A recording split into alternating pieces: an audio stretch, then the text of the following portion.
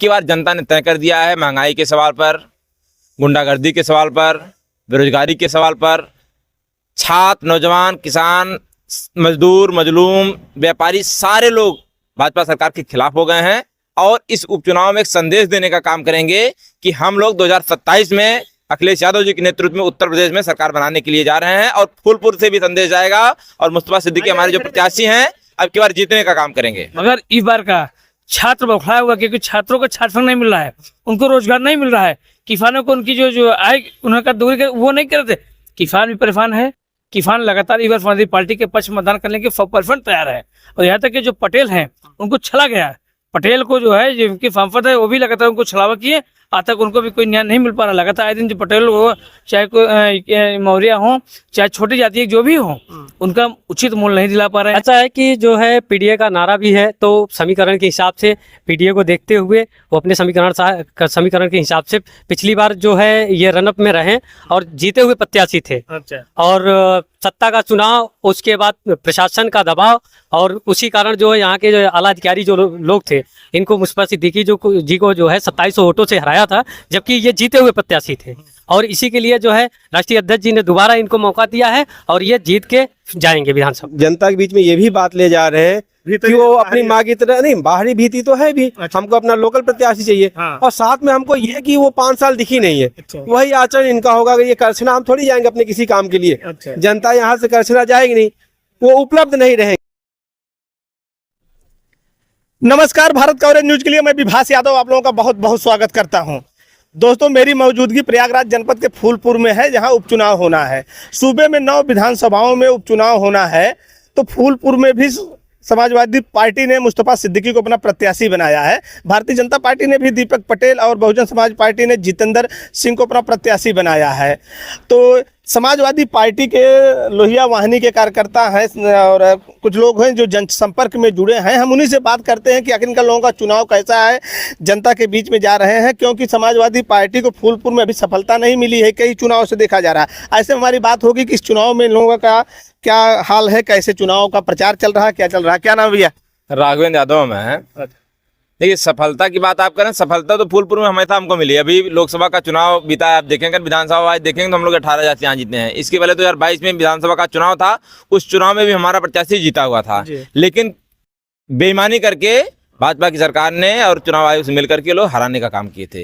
लेकिन अब की बार जनता ने तय कर दिया है, महंगाई के सवाल पर, गुंडागर्दी के सवाल पर, बेरोजगारी के सवाल पर, छात्र, नौजवान, किसान, मजदूर, मजलूम, व्यापारी सारे लोग भाजपा सरकार के खिलाफ हो गए हैं और इस उपचुनाव में एक संदेश देने का काम करेंगे कि हम लोग 2027 में अखिलेश यादव जी के नेतृत्व में उत्तर प्रदेश में सरकार बनाने के लिए जा रहे हैं और फूलपुर से भी संदेश जाएगा और मुस्तफा सिद्दीकी हमारे जो प्रत्याशी हैं अब की बार जीतने का काम करेंगे। अच्छा, तो ये फूलपुर में आप लोग कई दिन से लगे हैं, फूलपुर का माहौल अब क्या दिख रहा है? फूलपुर की जनता एकदम मन बना चुकी है कि अब की बार भाजपा को किसी भी कीमत पर हराना है और समाजवादी पार्टी को जिताने का काम करेगी। पिछले चुनाव में तो आप लोगों ने मौर्य प्रत्याशी उतारा था, उसका बेनिफिट भी आप लोगों को मिला। अखिलेश ने पीडीए के तहत जो प्रत्याशी उतारे थे अधिकांश सीटों पे, क्या इस बार उसका नुकसान तो नहीं होने वाला है? क्या मौर्य बिरादरी आप लोगों के साथ में है फूलपुर? देखिए, 9 प्रत्याशी हमारे उतारे गए हैं और 10 जगह चुनाव होना था। भाजपा डर करके अयोध्या का चुनाव मिल्कीपुर नहीं करा रही है।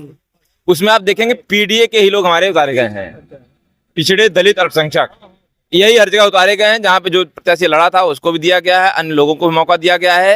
मतलब पटेल समाज के लोग भी लड़ रहे हैं, बिंद समाज के भी लोग लड़ रहे हैं, मुसलमान समाज के भी लोग लड़ रहे हैं।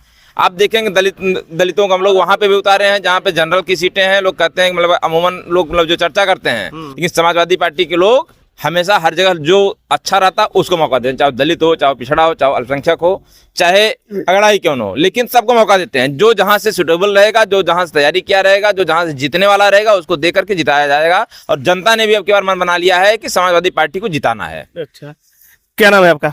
अनुज कुमार सेन। क्या माहौल है अपने यहाँ का आपके? देखिए, राष्ट्रीय अध्यक्ष जी का जो पीडीए का एक नारा है वो बहुत ही जबरदस्त है और इस क्षेत्र में आप जाइए तो अच्छा रिस्पांस आपको मिल रहा है।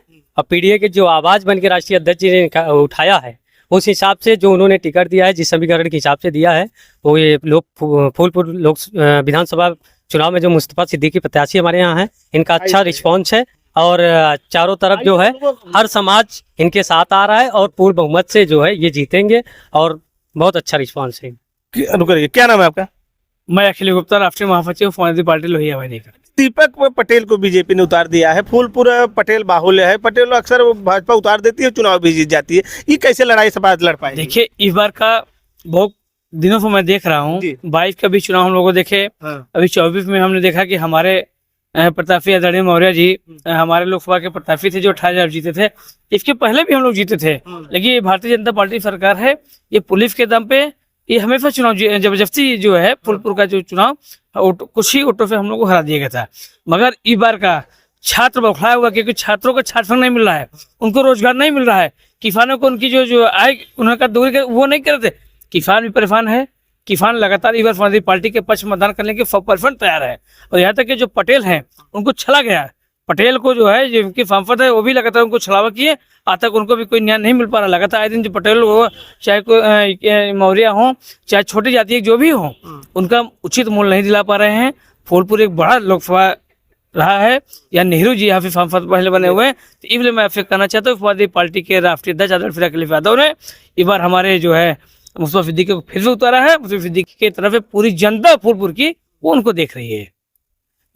ये मौर्य वाला जो गणित था, सपा पिछली बार लड़ी थी लोकसभा में 17-18 हजार से लीड किया था, ये गणित इस बार अखिलेश नहीं बना पाए। ऐसा है कि जो है पीडीए का नारा भी है, तो समीकरण के हिसाब से पीडीए को देखते हुए वो अपने समीकरण के हिसाब से पिछली बार जो है ये रनअप में रहे और जीते हुए प्रत्याशी थे। अच्छा। और सत्ता का चुनाव, उसके बाद प्रशासन का दबाव, और उसी कारण जो है यहाँ के जो आला अधिकारी जो लोग थे इनको मुस्तफा सिद्दीकी जी को जो है 2700 वोटों से हराया था, जबकि ये जीते हुए प्रत्याशी थे।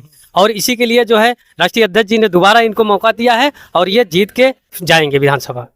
क्या नाम है आपका? अभिषेक यादव, जिला उपाध्यक्ष लोहिया वाहिनी। अच्छा, अभिषेक जी की ये लड़ाई इस बार जीत जाएगी? जब आप लोग तो कहते हैं हर बार हम लोग जीतते हैं, हरा दिया जाता है, क्या उपचुनाव में जीत जाएगा, सब बन जाएगी? बिल्कुल, देखिए इस बार जो कैंडिडेट भाजपा ने उतारा है दीपक पटेल जी को, वो बाहरी है। पहले तो उनकी माता जी यहाँ पिछली बार रही हैं, सांसद रही हैं, 5 साल वो कभी दिखी नहीं है। अच्छा।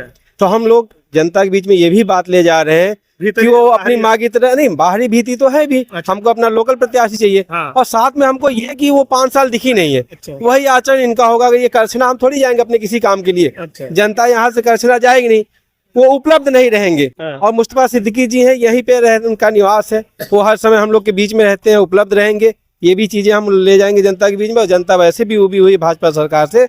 निसंदेह इस बार मुस्तफा सिद्दीकी जी भारी मतों से यहाँ से विजयी होंगे।